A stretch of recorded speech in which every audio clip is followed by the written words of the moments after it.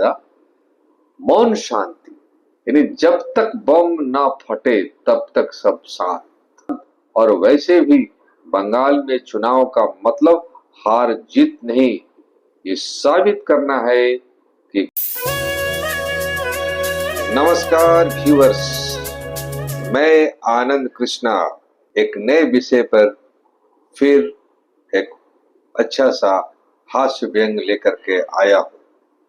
पश्चिम बंगाल के चुनावी माहौल और वहां के राजनीतिक खींचतान पर आधारित यह हमारा सटायर है और हमारा टॉपिक है लोकतंत्र का विसर्जन या पुनर्जन्म।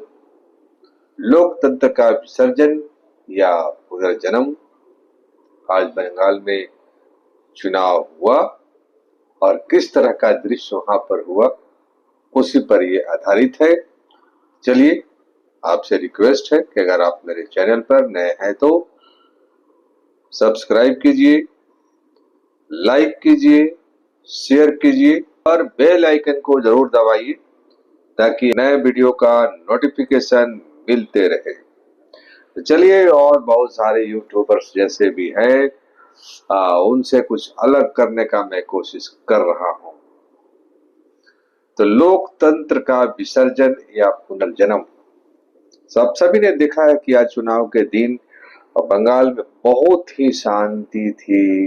चारों तरफ लाठी और डंडा लेकर लोग सड़कों पर थे और पूरी तरह शांति व्यवस्था बनाए हुए। चलिए, एक छोटा सा हमारा जो सटायर है और उसका एक प्लेस है कलकत्ता का एक टी स्टॉल, जहाँ चाय से ज्यादा राजनीति उबलती है। और इसके दो कैरेक्टर्स हैं, एक भद्रलोक बाबू जो अखबार पढ़ते हुए दुनिया सुधारते हैं। अखबार लेता है, लोग पढ़ता है और दुनिया के बारे में कमेंट्स करते हैं। दूसरे है चुनावी एजेंट जिनके पास हर खेला का जवाब है। तो चलते हैं बंगाल का यानी पश्चिम बंगाल का चुनावी माहौल पर कुछ अपने विचार रखने के लिए। शांतिपूर्ण अशांति। भद्रलोक बाबू अखबार की हेडलाइन पढ़ते हैं, बंगाल में शांतिपूर्ण मतदान के लिए अर्धसैनिक बलों की बहुत सारी कंपनियां 200-300 तैनात है।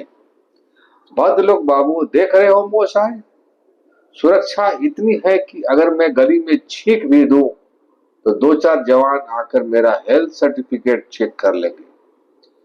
फिर भी खबरें आ रही है कि बूथ पर फुटबॉल खेला जा रहा है। एजेंट, अरे दादा, आप भी ना चुनाव बिना धमाके के वैसे ही है जैसे बिना चीनी की रसगुल्ला। लोग इसे हिंसा कहते हैं, हम इसे चुनावी उत्साह कहते हैं। आखिर जोश तो दिखना ही चाहिए। चलिए, पोस्टर और दीवारें। दीवारों का हाल देखा है, एक पार्टी का झंडा हटाओ तो नीचे दूसरी पार्टी का पेंट निकलता है,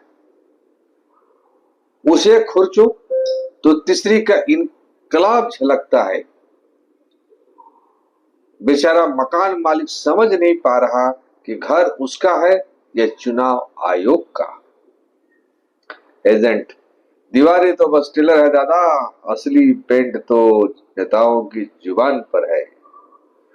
कोई मछली यानी माछ पर वोट मांग रहा तो कोई खेला होबे का अगला पार्ट रिलीज कर रहा है।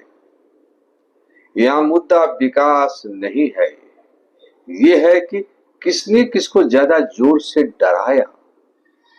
तभी तो देखा सड़कों पर शांति के दूत दौड़ रहे थे। केंद्रीय बल बनाम स्थानीय बल। भद्रलोक बाबू बताते हैं कि कल मैंने देखा कि गली के नुक्कड़ पर एक जवान खड़ा था। वो रास्ता पूछ रहा था। पीछे से एक पार्टी का कार्यकर्ता आया और बोला, सर रास्ता नहीं, अपना बूथ नंबर पूछिए। रास्ता नहीं, अपना बूथ नंबर पूछिए, बाकी हम संभाल लेंगे, ये वेस्ट बंगाल है। एजेंट, यही तो बंगाल की खूबसूरती है। यहाँ अतिथि देवो भव का मतलब है कि बाहर से आए सुरक्षा बल आराम करें और स्थानीय लोग कड़ी मेहनत करके 100% मतदान सुनिश्चित करें। अब कोई घर से न निकले तो उसका वोट खाली थोड़े ही जाने दे। लोकतंत्र की रक्षा के लिए हम खुद बटन दबा देते हैं। कंक्लूजन में आते हैं कि इस सटायर में क्या आपको समझ में आया होगा, देखते हैं। भद्रलोक बाबू, चुनाव आते हैं चले जाते हैं, चुनाव आते हैं चले जाते हैं, लेकिन बमों की गूंज और नारों की गर्जना कानों में रह जाती है। सुना है इस बार शांति का नया मॉडल आ रहा है। एजेंट, हाँ दादा, मौन शांति, यानी जब तक बम ना फटे तब तक सब शांत, जब तक बम ना फटे तब तक सब शांत। और वैसे भी बंगाल में चुनाव का मतलब हार जीत नहीं, ये साबित करना है कि किसका खेला सबसे ज्यादा निराला है। चलिए डिस्क्लेमर भी हम देते हैं कि यह व्यंग केवल राजनीतिक परिस्थितियों और मीडिया रिपोर्ट्स पर आधारित कटाक्ष है।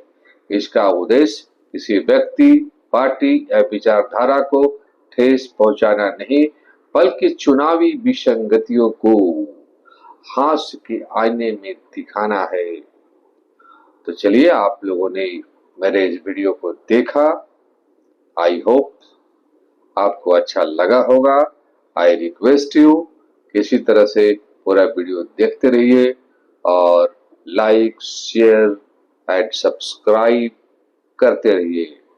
धन्यवाद, धन्यवाद विशेष।